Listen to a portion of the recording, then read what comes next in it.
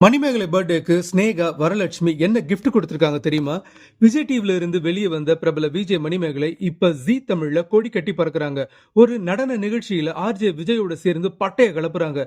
போட்டியாளர்கள், chief guest, ஜட்ஜின்னு எல்லாரையும் entertain பண்ற மணிமேகலை சில சமயம் எமோஷனல் ஆகி பேசுறதையும் பார்த்திருக்கோம்.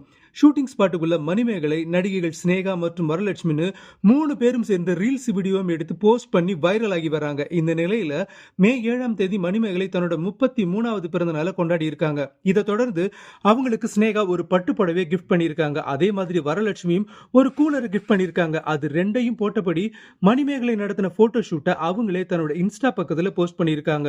மேலும் அந்த பதிவுல எனக்காக நேரம் ஒதுக்கி இந்த கிஃப்ட்டுகளை வாங்கி என் பர்த்டேவை ஸ்பெஷல் ஆக்கியதுக்காக நன்றின்னு பதிவிட்டிருக்காங்க மணிமேகலை.